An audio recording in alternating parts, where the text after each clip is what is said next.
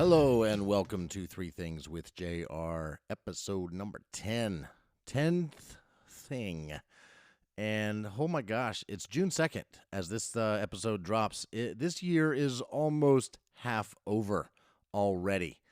And I got to tell you, it's flying by for me. And I'll bet for some, I'll bet this pandemic has sort of made time move like at a snail's pace as each day sort of slowly morphs into the next. However, for me, I'm one of the lucky ones. I still have a job, I can work from home, and I have plenty of things to do after work. I play disc golf now in the evenings instead of going out and doing comedy or playing music or playing softball or whatever it else is I do in the evenings. I'm cooking a lot more at home than I used to, which is something I love to do. And I'm grilling like a son of a bitch on my new badass grill.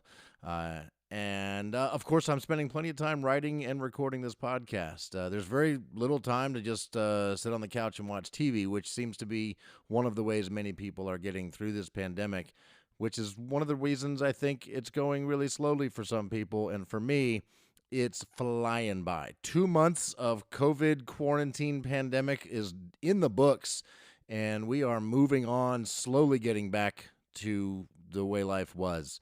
I don't know when we'll actually get there, but I got a feeling it's going to happen. Sure, there'll be some changes, but we'll be pretty darn close to the way life was before too long here. And I cannot wait. And when things do start to happen again, I do look forward to resuming all those other activities I used to do. It might be hard to give up, though, or like spend less time doing all the things I have relearned to love during this whole pandemic thing, but I think I'll manage. I'll figure out how to spend my time when I have a lot more options than I do today. All right, let's do some things. Thing number 1: people are inherently good. I really do believe that about people. I believe that people are born wanting to do the right thing, and that the people that end up doing wrong things as a way of life are probably that way due to their experiences after being born. Even people that are clearly doing it wrong believe they are doing the right thing. They just happen to be wrong. I've always felt this way. As much as I hate to say it now, I first heard this articulated by a famous radio personality, and those of you that know me might think I'm about to talk about Howard Stern, but no. This came from a very different, just as successful radio personality. I used to listen to Rush Limbaugh because I would work with my dad in the summer in high school and for a few years after high school, and my dad loved listening to Rush Limbaugh in the van on the way to work, during lunch, on the way home. Whenever he could, he would listen to Rush Limbaugh. And I love my dad, and so I enjoyed Rush Limbaugh. I disagree with Rush on quite a few things now, and I find him currently to be a bit of a blowhard, but back then I thought he was a bit of an irreverent rebel, and I sort of liked that. One day he was talking about people, and while I can't remember exactly the overall topic he was discussing, I do remember him saying that he believed that people are inherently good, and that if you approach life believing that people are inherently bad and have to be taught right from wrong on a fundamental level, then you might be a bit of a pessimist. And I personally am quite the optimist, believing that people do want to do right, and that is our general nature as humans. So Rush and I, on that point alone, are in sync with each other. I recently heard a different, very public figure talk the same way about people, that we are inherently good. And this public figure could not be further from Rush on the political spectrum if she tried. But Michelle Obama, in her documentary on Netflix, Becoming, she talked about how people are good at heart and that we have to believe that about ourselves and others to be truly forgiving and compassionate. What she said absolutely rang true for me and reminded me of what Rush Limbaugh said so many years before. And it's interesting to have those two, vastly different folks, public figures, sort of saying the same thing to me many, many years apart. I also remember having a conversation with my ex-wife about this topic. She was, and as far as I know, still is a Christian. And as a Christian, she believes humans are born with a sinful nature, an inclination to do wrong from birth, and that the only way to rectify this is the acceptance of Jesus' death on the cross as payment for our sins. And I think it was during that conversation I had with my ex that I realized I had a very different outlook on life than she did. And still does, at least to my knowledge. I don't really spend much time talking about our life philosophies any longer with her, but as far as I know, she still believes that. And I'm quite thankful every day that I made it out of that marriage with my positive outlook and optimism intact.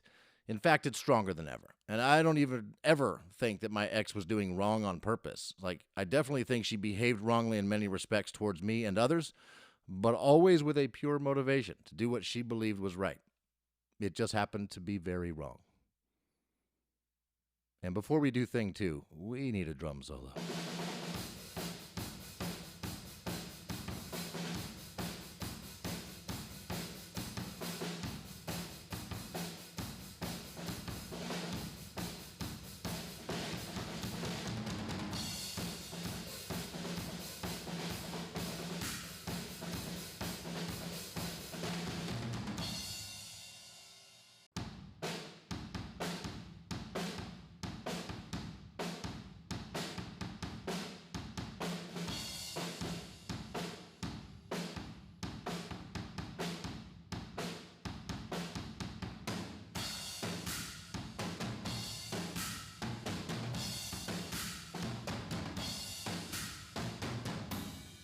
All right, we're back, and it's time for thing number 2. Nevada Newman. All this talk about right and wrong reminds me of a song by a solo artist from Texas. He was a member of my favorite band of all time. They are no longer together. They're all still around playing music, but most of them have gone off and done solo things. But the band they were in was called the Asylum Street Spankers. They were a all-acoustic 10-piece band that played vaudevillian classics, and original songs that always got my toe tapping. They made me laugh, and they made me want to leave my life and move to Austin, Texas, so I could be closer to them and experience the Asylum Street Spankers as often as possible. One of their guitar players, Nevada Newman, put out a solo album called Why Do It Right? And the title song goes on to say this: why do it right when you can do it wrong? Why do it right when you can do it wrong? Why you gonna wake up and sing the same old song? Why do it right when you can do it wrong? And it gets deeper. Why you gonna do like all the others do? Why you gonna let them get to you? Just let them be, and soon you will see what it's like to be like me. I just love that. I think it makes so much sense. You think he's actually telling you to do wrong, but he's really just telling you to be yourself. And I think that's awesome. And I'm not a great singer. I need some auto-tune.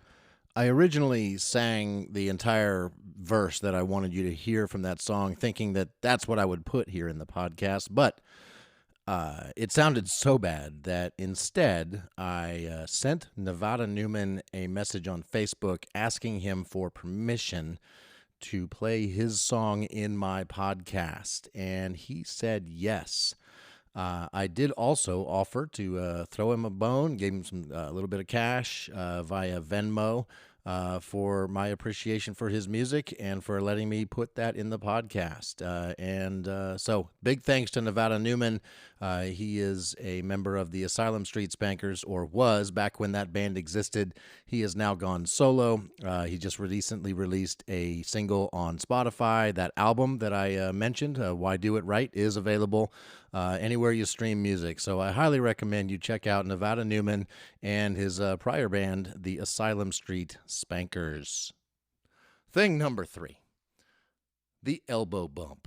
When I'm around people I know these days, in today's world, 2020, instead of hugging and shaking hands and rubbing our butts together or any of our normal greetings, We have replaced all of that with the safe, less germ-jumping greetings such as the elbow bump. It's become quite the popular greeting, and it may stick around for years to come. It might even be part of the new normal. I'm okay with that. Another thing that's changed over the last many actually years is that we are no longer supposed to cover our mouths when we sneeze and cough with our hands. We are still supposed to cover our mouths, except instead of our hands, like I was taught since I was little, thanks Mom, no, now we're supposed to sneeze into our arm. That way our hands will be less likely to carry around our moist, very transferable germs. So we elbow bump instead of shake hands. And we also sneeze into our elbow now, right? Just making sure I have this right. That is the way it works now. We sneeze into our elbow, and we elbow bump instead of shaking hands. Cool. That's it for 3 things this week. Thank you so much for joining me. I'll see you back here in a week, and let's finish this off with a drum solo.